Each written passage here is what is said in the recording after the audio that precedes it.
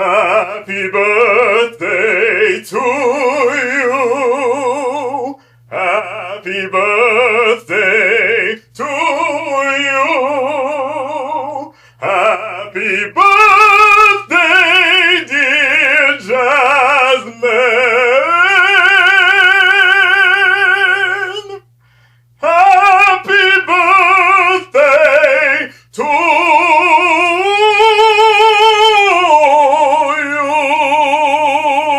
you.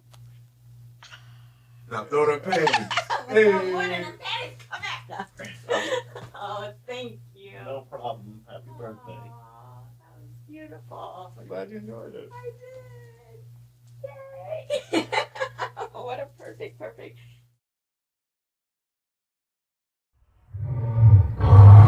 Royal Fetish. All right, so we are back in this very royal, regal room. It's been a minute. It has been. Royal Fetish Radio. The erotic agenda is what we are pushing. Wait now, let me read through all my cards before we start pushing the agenda. We're pushing the agenda. A new season. We Yes. are going to be doing intimate affairs. We're going to be having private conversations with people who are willing to have private conversations with us. But until then, it's going to be me and you talking our shit. I love that. But for our erotic agenda, we have some very amazing guests who are going to be stopping by with us. So what we really did is go through your social media frequently liked list. Yes. You know, I don't know if people know that they could pull that kind of report. Yeah, they're going to see lots of porn and lots of music and boxing. That's literally all that's on my, it's like all the shit that feeds me on my Instagram, John, it's either other people in porn that I'm like, oh, I know them. Yeah, I'll follow them. Or music folk, and I'm like, oh, they dope. I'm going to follow them. Or boxing shit. And then just be like, yeah, oh, that's some good training shit. I'm going to fuck with that. So this season Yes. of Royal Fetish Radio, we're going to see some combination. Some combination of that. That's We're what going to we're see doing. singers who fucking box. We're going to see boxers who fucking sing. It's going to be something like that. So speaking of boxers who fucking sing, could that? Shit. Is that who we have today? Well, all right. These people work really hard on these pretty cards, so I think I should at least read one thing off. Of one of them. We got to do Should- one at of least them. one For of them? sure. Okay. All right.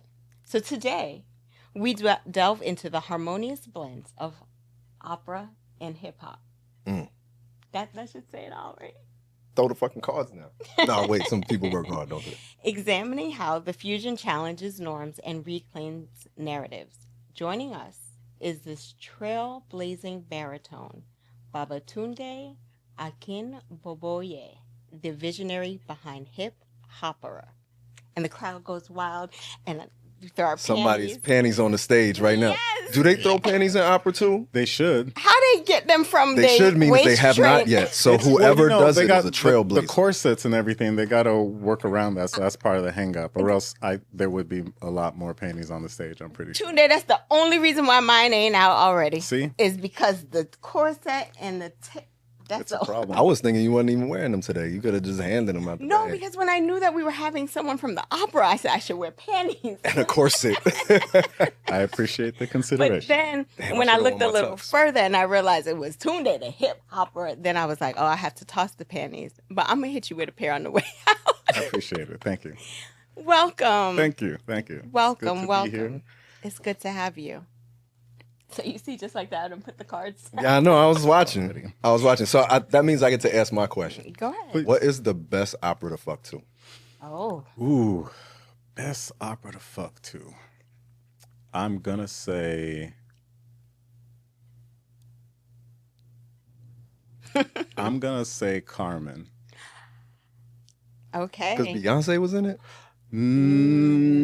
That too? That's why they wanted to cast Beyonce and Carmen, I bet, I mean, because you have to. it's If such a you're gonna- fuckable opera. If you're going to do Carmen this day and age with the range of anyone to choose from, you have to absolutely pick Carmen, Beyonce to be Carmen. So, yeah, that makes sense.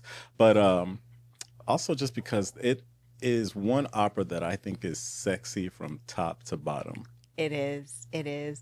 And so, And I don't everyone's think you can go rolling. wrong. It is so sexy. For those who don't know, me. I remember the Beyonce one. I might have watched it on mute. Don't judge me. No But no, problem. I'm just playing. For those who don't know, what's the theme of the opera? And also, because you're like, this is what you do, Mm-hmm. I have an added question to that when you're done. All right. Okay. So in Carmen, you get the hot woman who's Carmen, and this police officer falls in love with her. We'll just say he's a soldier. Falls in love with her. She gets locked up. He breaks her out. He's breaking all the rules. He leaves his people to go smuggle stuff with her. Meanwhile, she's free in the wind. She goes wherever she wants, and she comes across this athlete, this bullfighter, and she's like, you know what? I like you now. And the other dude's like, wait, what about me? And she's like, I'm moving on. And they have a big fight, and it ends badly for Carmen. Yeah. She should stayed her ass in jail and did that time. I don't know. Bullfighting, I guess, is attractive. In what century is this? It's the 15, 16? early 19th. Oh, okay. Oh, so okay, it's way later. so Hemingway is romanticizing it in writing, and everybody is like, I want that bullfighter. So All I know is that in high school, Malenka Browning played Carmen because she was a senior and I was a junior. And That's how it goes. that's how it goes. That's the only reason why you got that part, Malenka. But Dang. anyways, you were Shout it Escobedo. So yes, I was Escamillo, the athlete. So yeah, I love that. I love the opera. It's sexy the whole way, top to bottom, and that's pretty much the theme of it. It's a little dark, but some Romeo and Juliet dog shit at the end. Right. But so my follow-up question then okay. is sonically, what makes it sexy? Like obviously like the story sounds like passion, and you know, people like that dark passion, terrible end for some reason all the time. But like sonically, what would you say makes it different than other operas that, I don't know, vibrates them different or something? In my opinion, it's where the music is from. It's a lot of it is, as they say, like a caricature of the Andalusian part of Spain. So the dark-skinned part of Spain. It's a part of Spain where like the Africans went up a long time ago, Middle Eastern, and it kind of like all those cultures blended. And this is one of the only operas that really tries to capture that element throughout in every single song. Like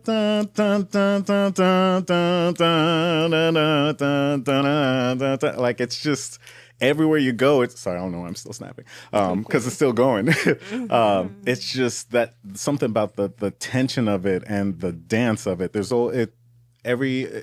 like every track in that opera is like danceable in a way that, like, you know, when you listen to music and music tells you how to dance. Yeah.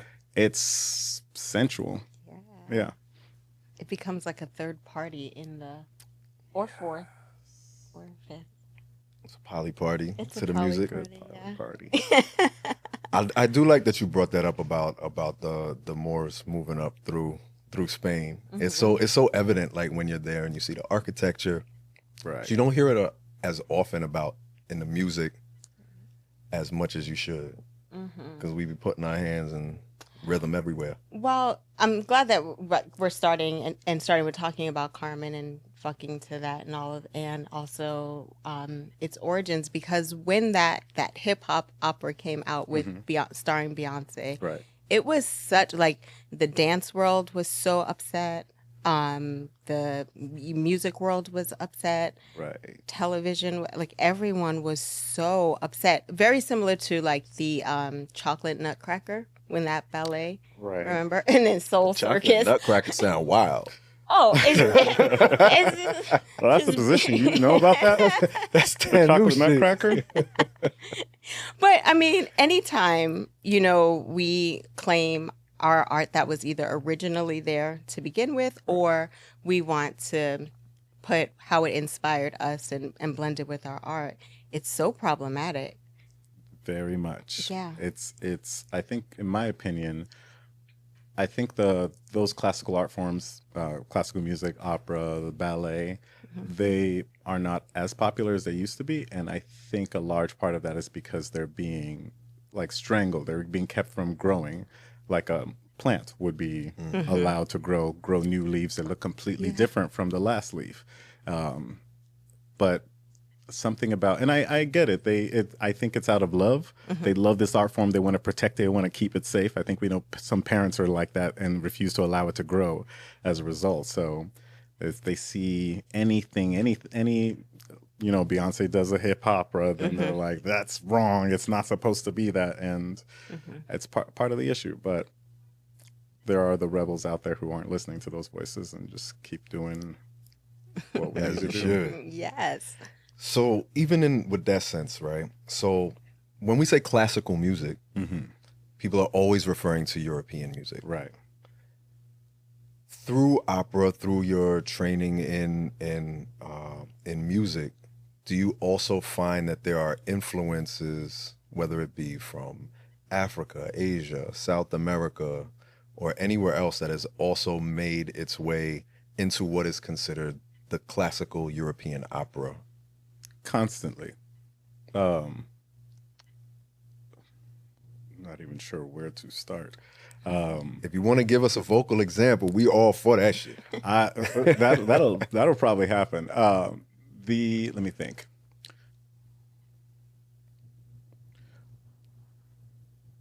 Throughout opera's history, interestingly, every time there's been the inclusion of music from any group of people that have been othered, every single time the music has been included into opera, it has excelled. It's sparkled. It's been a different thing.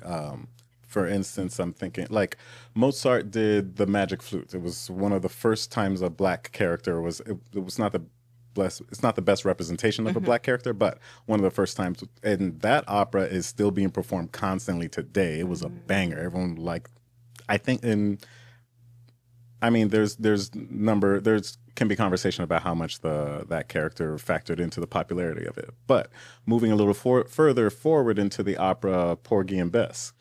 Porgy and Bess, black opera. It's supposed to, fun fact, legally, they're not allowed to do it with anyone else besides a black cast, or else they get sued by the Gershwin Foundation that owns it. Right, it's great. And also, every single time an opera company does Porgy and Bess, they sell out, which is doesn't happen as often as you would think anymore. The Metropolitan Opera is one of the largest, or is the large opera house of the U.S., and they usually have their set schedule put out months in advance. And the first time, at least in my living memory, that they've had to add extra performances was the last time they did Porgy and Bess. Really? Because in our industry, we have a growing joke that we can tell when an opera company is struggling because they put on Porgy and Bess because they need to get back in the black, as we say. Wow. Right. Because the other frustrating thing is they know it will sell out, and they will still do whatever they can to not do it until they absolutely have to. I mean, there's some exceptions, I'm sure, but. Right. So, I mean, that parallels very interestingly. When we started our career, we were told it's not going to sell, like black porn. Like, no, there's really not a market for it. But it really is like the pinnacle of people's career, when they're ready to make the most money, when they're ready to excel, when they're ready to jump into the big leagues, they have to come up with a combination with someone black. Or when a company is ready to expand, it starts to expand its relationships with black directors and performers, if you will. So that is really, really interesting. And I'm also like, oh, we can get some really good tickets to the opera. Now I know that they ain't selling out. You can get except the one I want to see, which is Porgy and Bess. That's okay. We'll make friends by then. Yeah, I got you. Let me know if you want to see a Porgy and Bess. Honestly, my mother used to play the record in the house, and Nina Simone's version of "I Love You, Porgy," I probably play it at least once a week. I love that song because it's timeless. It's fire. Wow. That is so. I mean, but we talk about it all the time that like our industry, and I'm yours too, or both of yours they're just microcosms about how the larger society or culture feels about our influence, our touch, our life experience and expression in these small, well, they're not really small, but these institutions, systems, organizations. So. What was it like for you? Like I know for me, once I started to come out of like therapists need to look and behave this way, and this is actually how I'd like to expand what I'm learning in this department in this area of sex and sexuality. It was really frowned upon and kind of like, why would you ruin like a good, a good career for this thing that you want to do? What was that like for you? For me, it was it wasn't really even a courageous thing. It was almost inevitable.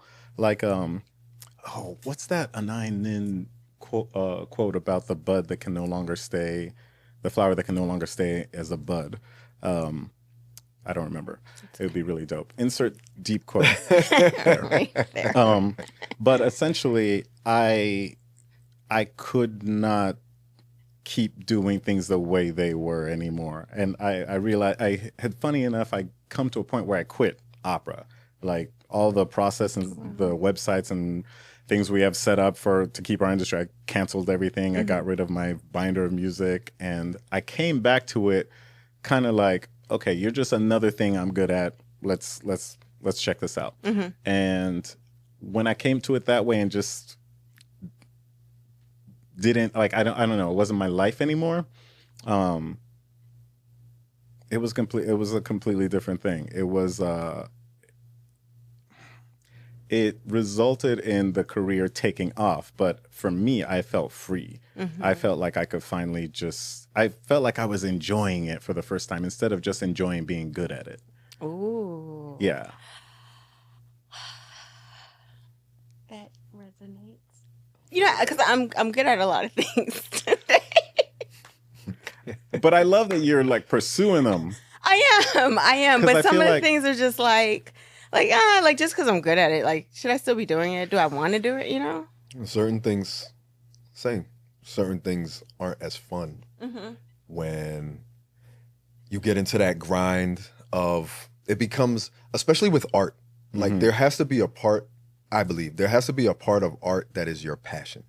It cannot just be work or, I don't know, you're just making fucking carbon copies of the last shit. You're not experimenting no more. You're not taking any more risks.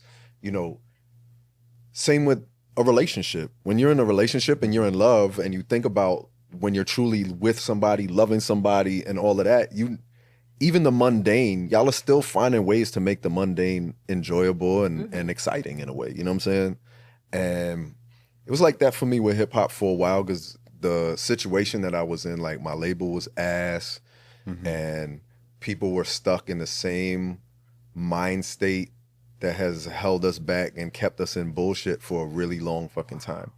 And a lot of those people started taking offense to me stripping at parties, me doing porn, me doing all these things. And I'm like, yo, I'm living my life and doing all, like, some of my homies was like, yo, Haas a hustler. He gonna do what he gotta do to get his bread. And if the label ain't fucking with it, I'm bootlegging my own shit and I'm slanging dick. Like, that's what's gonna happen. So I stopped making music for a while until Jasmine was like, yo, make some shit to go with these movies. And I was passionate about making our films and also passionate about the fact that the music that people were putting in our shit was like, what is that? Right. Why does it sound like the Boogie Nights soundtrack and shit? Like, Still. get that out of here. Like, that was 20, 40 years ago type shit. Right. So it did put passion in me, like, yo, how can I approach this music in a different way? So adding hip hop to opera for you, what made it challenging? Believing that I had the permission to do it. That was the hard part. I was the biggest thing in the way because it was something I was doing on my. I came to classical music when I was 16. Before that, it was only hip hop. And my first opera lesson was in my 20s. And so coming from a world where it was just hip hop, like all this new music I learned was kind of through a hip hop lens. Gotcha. And so I studied opera, went through all the training, got the degree, got the, did the competitions, everything, got the accolades, working. And when I get out of rehearsal, I get in my car, I want to listen to hip hop. I got to cleanse the palate. I got to balance it out. And so But I still have these opera songs stuck in my head, so I'm still singing them, and I just sing it to the beat like I kind of always have since day one.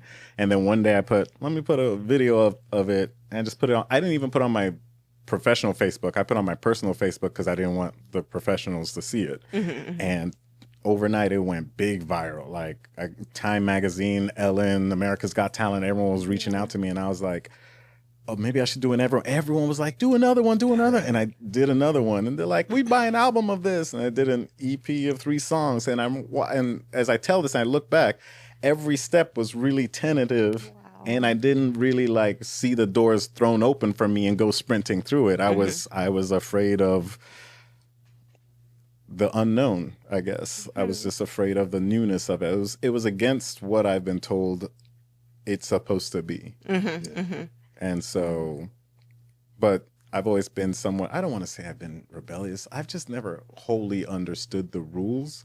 And so, I'm only going to like interact with them to like, as much as makes sense to me. So to that end, like, I know I'm not supposed to be making this kind of music, but it feels good. And these reactions, these comments, like people are saying, I hate opera, but I love this hip hop opera stuff. Or I can't stand hip hop, but I love this hip hop opera stuff. Or people, I don't like either of them, but I like this stuff you're doing. And I'm like, okay, let's if it's touching me and it's touching you, let's keep it going.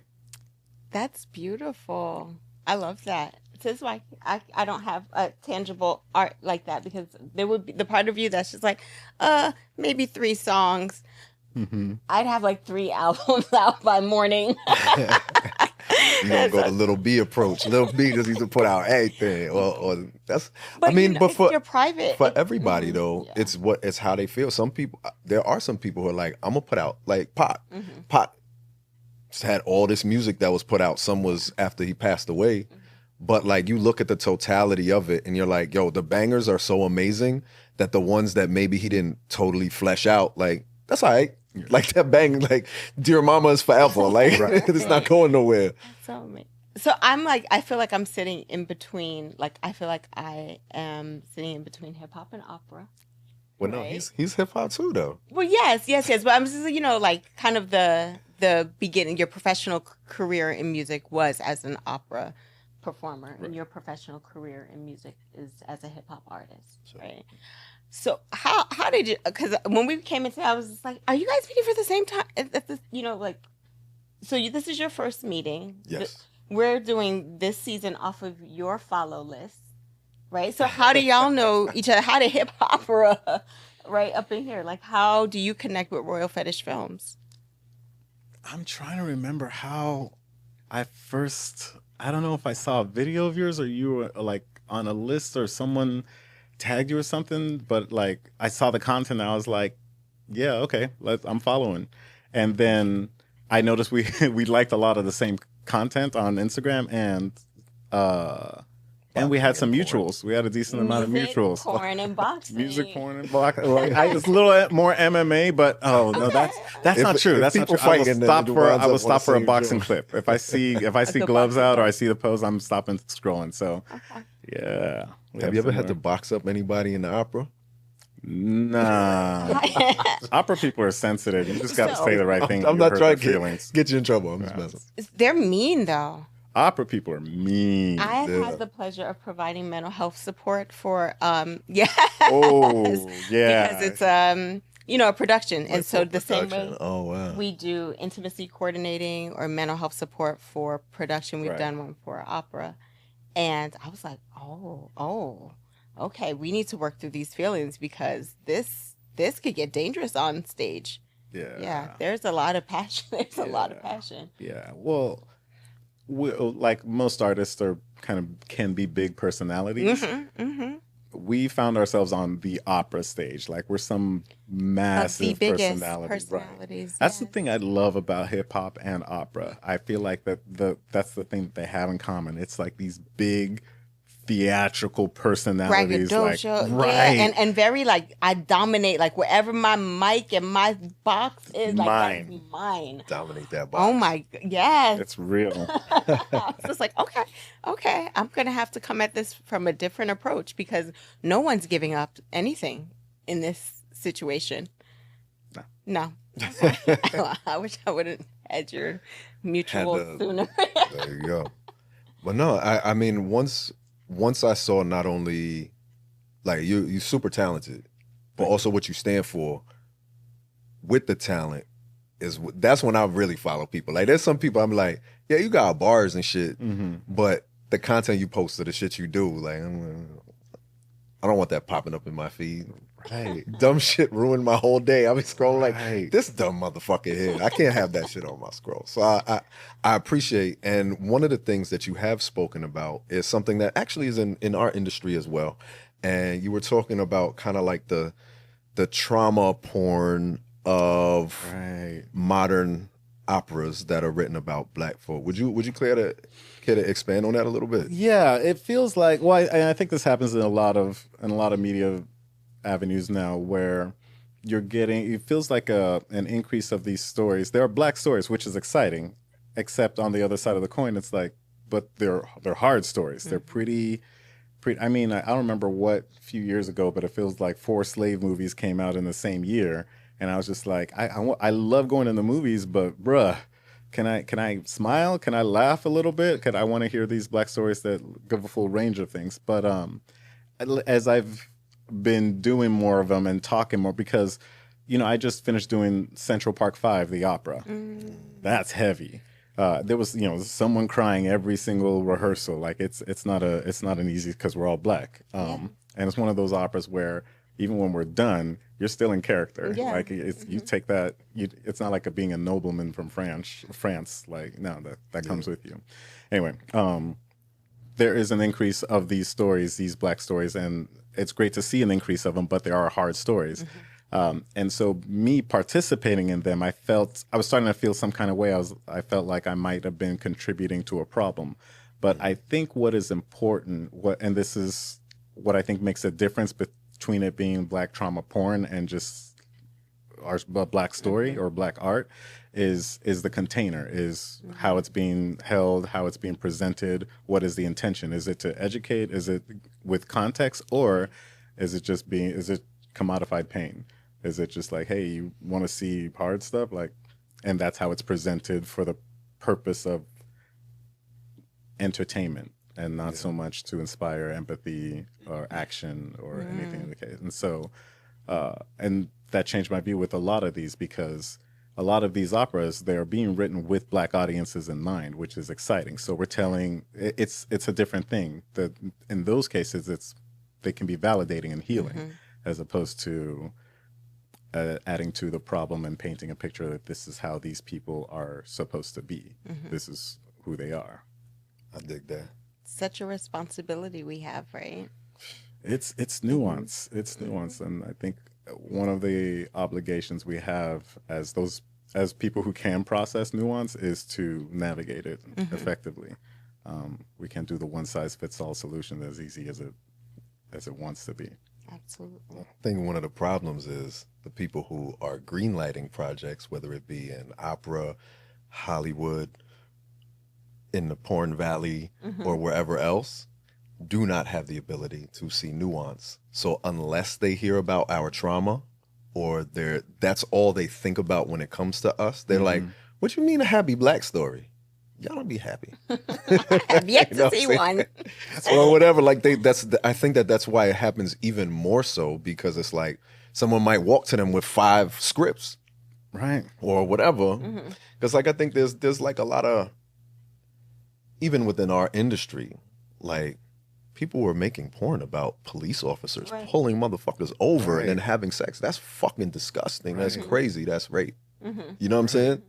And who greenlit that shit? Someone who thinks that's the only position that we're ever in? Like, that shit is fucking crazy. So it's like when you see these things happening too, I think it is like when people are behind the button, they always push the button on what they think we are, the only things they think we are capable of. That's why they were like, what you mean Black Captain America?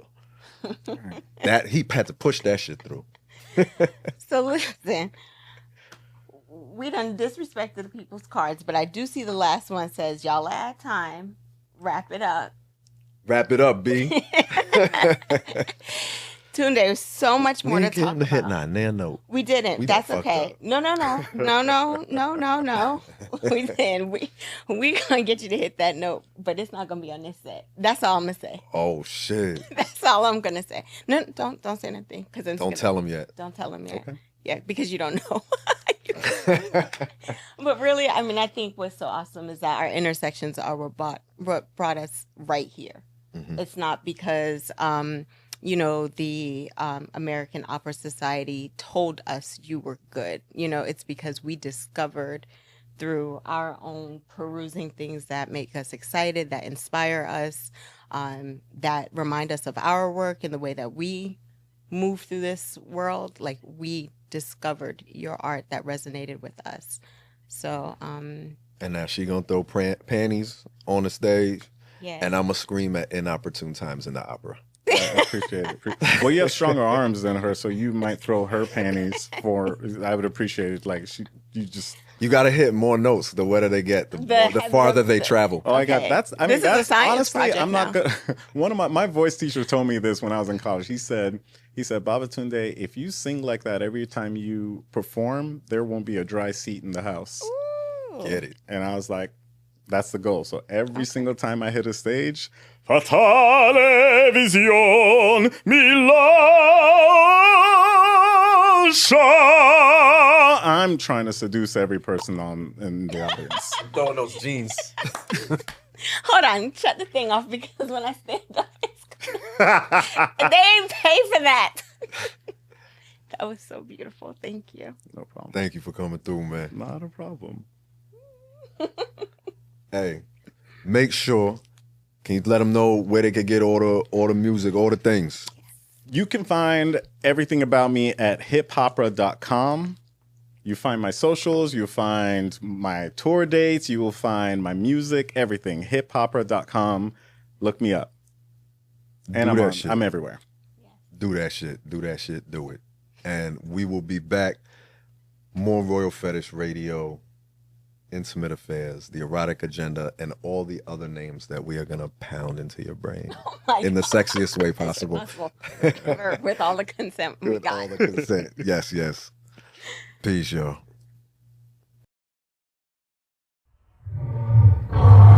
Royal Fetish.